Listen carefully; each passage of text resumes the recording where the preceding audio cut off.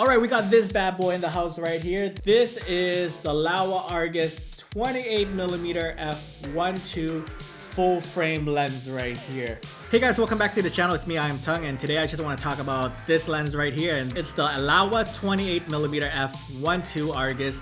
This is a full frame lens. It is available for the Panasonic L mount, which I'm shooting on. All the shots you're gonna see are examples from the Panasonic S5, but it's also available for the Sony E mount, the Nikon, and the Canon R mount as well. But yeah, let's just get right into it and let's talk about what you guys want to know first, and that is the image quality. So the 28mm focal length is something that I am not familiar with. My preferred focal lengths are 35 and 50, so this 28mm is really foreign to me. The 28mm is usually reserved for the street photographers and any type of documentary stuff. Now, you ever used Laowa's Argus line of lenses before? You know that the image quality is superb. This 28mm f1.2 is no exception. I was taking it around town using it as just like a documentation lens, and I like it. The images I got when I nailed focus were surprisingly sharp at f1.2. And I can't believe it, because at such a shallow aperture, I would expect maybe some softening or issues or something like that. But again, with the Argus branding involved, I think you're gonna get an excellent image quality, and it also has excellent contrast for a full frame lens with this wide of an aperture. What it does suffer from is vignetting at f1.2, and we're going to have to wait for Laowa to give us a lens profile correction for this on Lightroom. But what I've been using is the 33mm f0.95 lens correction profile for now, and it's been cleaning up the vignetting, and it's been getting the job done for now. Like I said before, it has a similar look like other Argus lenses, which is great. I love shooting with the 33mm f0.95 and the 25mm f0.95 for the Fujifilm X mount, and I think those lenses gives a unique look, especially wide open. And this 28mm also gives you a unique rendering as well. When shooting at f1.2, you're going to get some unique looking bokeh, but at 28mm, do not expect this to obliterate the background. It does a decent job. If you want something for bokeh, this is not it. Just don't get it solely for the bokeh. So I'm going to have to get to my first negative that I have about this lens, and that is its minimum focusing distance. For a 28mm lens, the minimum focus distance is at 50 centimeters. Usually with a wider lens, you're able to get closer to the subject because of the minimum focusing distance.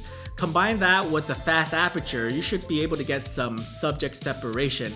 But with this lens, it's much harder to achieve because of how much further the minimum focusing distance is. Whenever I shot with a wider focal length, the minimum focusing distance is usually anywhere from 20 centimeters to 30 centimeters, and yet this Argus is around 50 centimeters. The Laowa Argus 25mm f0.95 for the APS-C is around 30 centimeters, so I was expecting this one to be around the same. So if you're someone that likes to shoot things at a minimum distance, this lens is not it. But having a wide aperture at f1.2 helps in other situations. It allows in more light, so I can see this lens being a good low light option for any of you that are in that situation often. Because of the f1.2, I've used it to film my wife inside a restaurant, and it was just clutch having this open up to f1.2 to allow in more light, because a restaurant is very dimly lit, so I was really happy that this could open up so wide. There are some purple fringing when shooting in high contrasty areas, but you really have to zoom in to find it, and I didn't find it to be jarring, so I'm okay with the fringing and the chromatic aberrations in this lens. When you're shooting directly into the sun, you're going to get some flares, and the flares are well controlled. Now, if you watch my Laowa 33mm Argus review for the Fujifilm X mount, you know that the lens produced a big red ring flare, but this lens is a small mild flare, so which I think is a lot better. It's less of a distraction to your images. The lens also has some focus breathing issues, so for you video shooters out there thinking of using this as a video lens, it's there. And like the other Argus lens out there, this lens is built very well. You get the same blue marking with the Argus brand etched into the lens, which I think makes this lens such a sexy looking lens. This lens comes with a square hood, and the aperture is from f1.2 and it stops down all the way to f16. And it also has a click and declick feature right here. And as a photographer, I like mine to be clicked so I can get that tactile feedback. to know that I have switched aperture. But for the video creators out there, you may prefer to have that D-click to control the light without having that stepping motion in your footage. And as far as the focusing goes, it's a manual focusing lens, and every time I shot with it, I was able to get great results, nailing focus even at f1.2. So if you have your focus peaking turned on, using manual focusing won't be an issue. There is no digital contacts in the back of the lens to record EXIF data, nor is this lens weather sealed. And I hope more third-party manual lenses can provide us with a digital contacts in the future.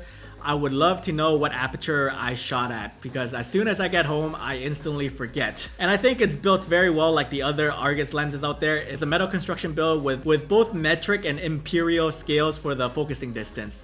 It has a nice weight to it, and I find the size manageable, and it does not hinder me when I'm going out to shoot. You can just take a look at this full frame lens versus my Viltrox 13mm f1.4 APS-C lens. So again, I was surprised by how small the size was, considering that this is a full frame lens at f1.2. So what are some cons with this lens? Well, like I said earlier, I think the minimum focusing could have been better, could have been closer. All the wide lenses around this similar focal length I've tried has close focusing distance. This seems to be the furthest minimum focusing distance lens that I've tried. So you won't be able to blow out the background as easy as you would like. Like I said before, the chromatic aberration is in this lens, like just in high contrasty situations. But like I said before, you're only going to see this in super contrasty areas and only if you pixel peep very closely. But other than that, I think this lens is a solid performer. If you are already used to the Argus lens from Laowa, expect the same quality as the others. You're going to get excellent image quality with insane sharpness and contrast at f1.2. And you're also getting an f1.2 lens for all of you low light street photographers out there, wedding photographers that need something wider for, like, you know, the banquet hall shoots that can benefit using its fast aperture. This lens has your name on it, and all at the price of $599, which is not bad considering. Again, this lens comes in the Canon R mount, the Nikon Z mount, the Sony FE mount, and the L mount. I've been enjoying this lens because it's a bit different from what I've normally shoot. It poses a challenge for me when I'm out and about on the street. And that's where I find it to be fun, because it gets my creativity juices flowing through my brain and whatnot. Well, there you have, folks. If you find this video helpful, do me a favor and subscribe to my channel. I'm going to take this lens out a few more times, hopefully one more time for a portrait session with the Panasonic S5 Mark II. So if you want to see that video, make sure to subscribe to my channel. And if you're interested in this lens, I'll leave the links to it down in the description below. And as always, my name is Tongue. I'll see you in the next video. I love you. Okay, bye.